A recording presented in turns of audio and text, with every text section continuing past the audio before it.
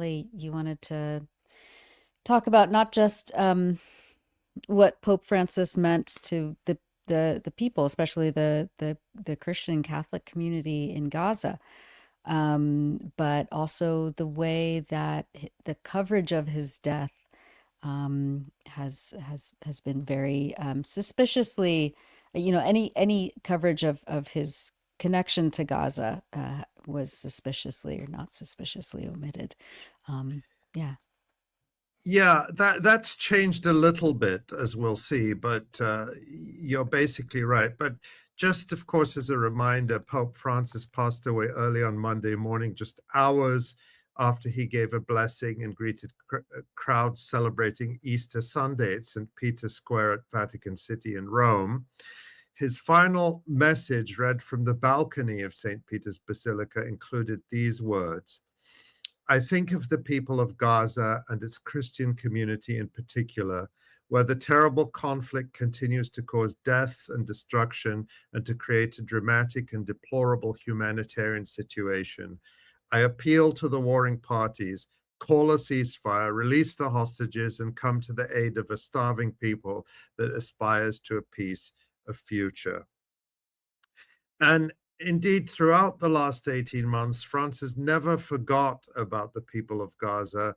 He spoke about them at almost all his appearances, and he held nightly calls with Gaza's small Christian community. And let's take a look at a clip of Pope Francis speaking with people at the Holy Family Catholic Parish Church in Gaza from his residence at Casa Santa Maria in January, and he's speaking with Father Gabriel Romanelli and Father Yusuf Asad, the rector and vice rector of the parish, respectively, and they're in Gaza. Grazie tante. Ringraziare, pregare per lei, chiedere sempre prega per loro. E prega a favore, non contro. Sì, grazie a padre. A domani. Grazie. A domani. Shukran.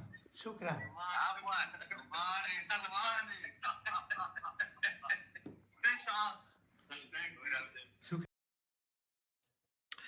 I thought that was such a delightful clip there. The people in Gaza are saying the people here are praying for you, and he makes a joke. He says, make sure they pray for me and not against me. And then I thought it was charming the way he said shukran in Arabic. And that was just a clip of his call. And he did those calls every night for a long time. Reportedly, they became a little less frequent in recent weeks as his health failed, but he still kept them up whenever he could, giving great comfort to the few hundred Palestinian Christians still in Gaza trying to survive this genocide. But in fact, he has been quite outspoken. Let's take a clip of him speaking. This was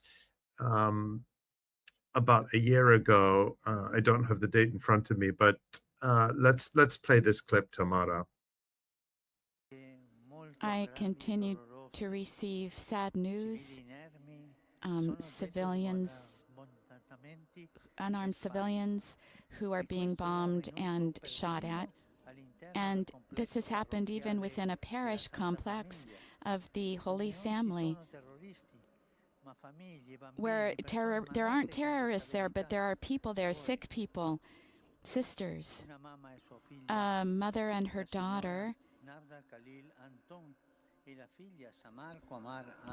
and he said their names. They were killed, and other people were wounded while they were going to the bathroom. And the convent of the Sisters of Mother Teresa was bombarded. Their generator was hit. Some are saying it's terrorism and war. Yes, it's war. Yes, it's terrorism. That was actually on December 17th, 2023, when Pope Francis was giving the Angelus prayer at St. Peter's, and he specifically mentioned the murder of two sisters by the Israeli occupation forces, and he called it terrorism. So that was quite striking that he referred to Israel's attacks on Palestinians as terrorism. And here's one more clip of him being quite outspoken, as he typically was.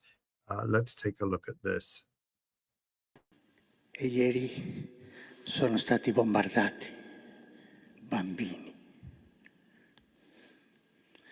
Questo è crudeltà, questo non è guerra. Voglio dirlo perché tocca al cuore.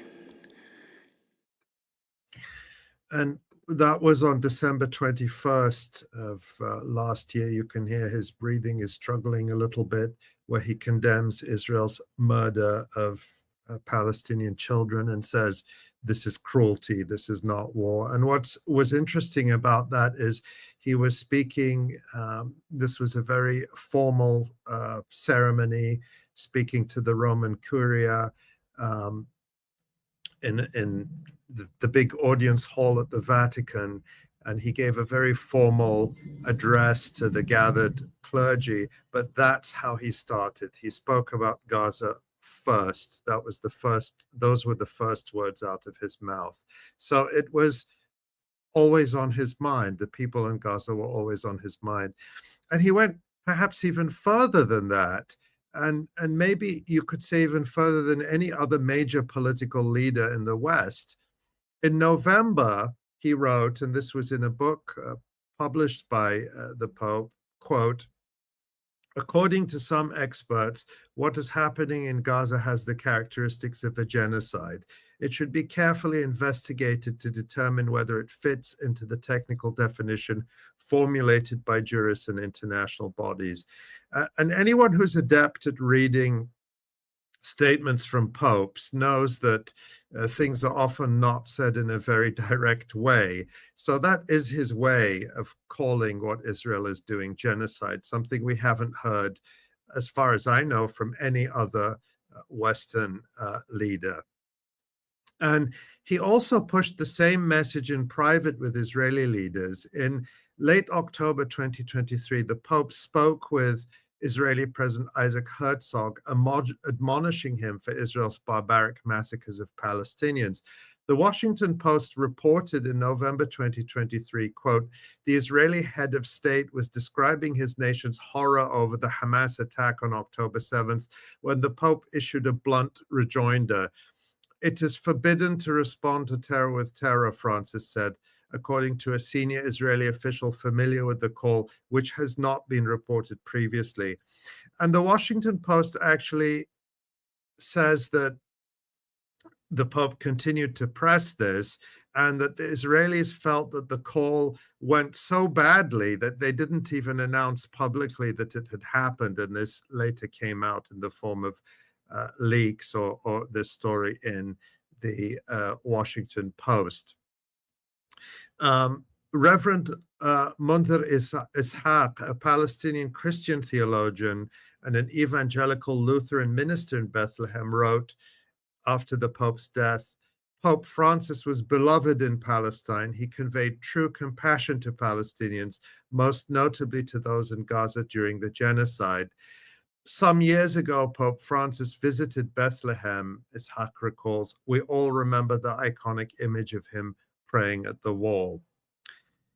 And I remembered that, and it was quite striking to me how long ago that felt. But it is a reminder that Pope Francis has been outspoken for a Western religious leader or political leader when it comes to Palestine. But what struck me following his death is how many Western political leaders and media organizations praised Francis as someone who specifically spoke out on behalf of the world's most marginalized, but as you said, Nora, without mentioning his outspokenness over many years when it comes to Palestine. And so here's just a couple of examples. British Prime Minister Keir Starmer wrote, quote, Pope Francis was a pope for the poor, the downtrodden and the forgotten. Those would be the same downtrodden and forgotten that Keir Starmer is helping Israel to starve and murder in Gaza, particularly by sending Royal Air Force spy planes over Gaza regularly to help gather intelligence to assist the Israeli military in this genocide. And then here's EU Commission President Ursula von der Leyen. She wrote, quote, "He inspired millions far beyond the Catholic Church with his humility and love so pure for the less fortunate." I think many of us can remember Ursula von der Leyen donning a flak jacket and going on a propaganda tour of the Israeli colonies near Gaza, listening to the lies and atrocity propaganda about burned babies, and then giving a full-throated endorsement to the genocide that so pained Pope Francis until his final day. He mentioned Gaza in his very last Easter message on his last day. And you can see this in the media too. Here's the New York Times headline: "Francis's death silences a voice for the voiceless." And they say, as democratic values and alliances were being turned upside down, the Pope was a consistent moral guidepost. Who can play that role now? Well, not the New York Times writer of this article, who completely omits the Pope's consistent mention of Palestinians and particularly Gaza throughout his pontificate. And here's another similar story from the Washington Post, headlined, "Pope Francis dies at 88, and in the subhead there you can see it says, "As first Latin American pontiff, he reshaped the papacy with his openness and empathy for the disenfranchised. Few people on this planet are more disenfranchised now than the people of Gaza or the Palestinians," and yet the article makes no mention of that. Of course, this is not just in the United States. On the day the Pope died, journalist Samira Mohyeddin posted on Twitter, she wrote, "A fun thing I'm doing today is watching/listening to all Canadian mainstream media coverage of the Pope's death and seeing how many acknowledge his speeches on Gaza and the fact that he called the parish in Gaza once a day to check on them. 5 hours in and nothing yet." So this certainly characterized the mainstream media coverage I saw, but there was a complete contrast on social media, where there has been a huge focus on the Pope's concern for Gaza and his constant connection with people there. And I feel that it's in large part due to that some media responded belatedly, and there have now been a few articles focusing on this to give credit where it's due. And the New York Times on Tuesday ran this article headlined, "Even in Sickness, Pope Francis reached out to Gaza's Christians." But it was striking that the article itself downplays how the Pope has consistently called Israel's attacks on Palestinians terrorism and even a genocide. And here CNN even had a story that you can see the headline there: "The Pope called them every night until his final hours. Now Gaza's Christians cling to the hope he left behind." So it would really appear that the Pope's message is breaking through. And one way we know that is how bitterly angry Israel is about it. So we can see here this story in the Times of Israel, that Israel is snubbing the Pope's funeral. They're sending only a very low-level envoy instead of their president, 𝐓𝐴𝐧𝐭 𝐄𝐥𝐿, which would be the appropriate level of representation, since the Pope not only is the spiritual leader for 1.3 billion Catholics, but is also the head of state of Vatican City, which is a country in its own right. And just to show how petty Israel is, the foreign ministry of Israel actually deleted a tweet that it had posted expressing condolences for the Pope's death. The Times of Israel reports, "Rest in peace, Pope Francis. May his memory be a blessing." That's what the read the Post. It was taken down hours later, and diplomatic missions around the world were ordered to take down any similar posts and not to sign condolence books in Vatican embassies, the Ynet news site reported Tuesday. So you can see how bitter and petty Israel is behaving, and what disrespect it's showing not only to the Pope as a person, but to Catholics and Christians all over the world who even if they didn't share his faith, respected him. And I want to say here that, I understand that a lot of people have a complicated relationship with the Catholic Church as an institution, To put it that it has mildly. a lot of unfinished business, also, to put it mildly, in terms of its role in genocides in North and South America, the cover-ups of child abuse at many church-run institutions around the world. Those are all important issues for people. But what I've been talking about is Pope Francis as a person and his relationship to Palestinians and his outspokenness in terms of a Western political leader, which he was because he's a head of state, but also a Western spiritual leader in terms of being willing to speak out more clearly and more consistently than many others have. And that's something that certainly Palestinians felt a great deal of appreciation for. And I think that's something I wanted to acknowledge as well. Yeah, thanks for that. Yeah, I mean, the Catholic Church is the Catholic Church. And Pope Francis was definitely one of the better heads of that institution in a long time.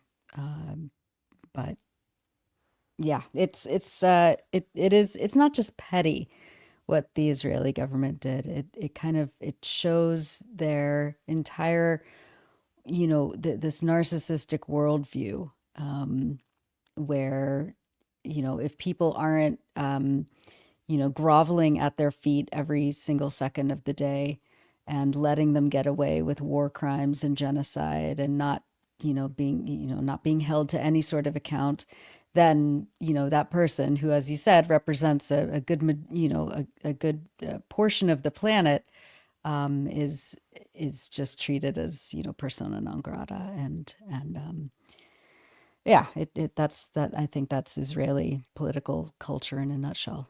Yeah, and what causes Israel to boycott the Pope's funeral and the Catholic Church is the good that has come out of it in terms of speaking up for Gaza. That's the thing that they couldn't tolerate. So Right. so that's Israel.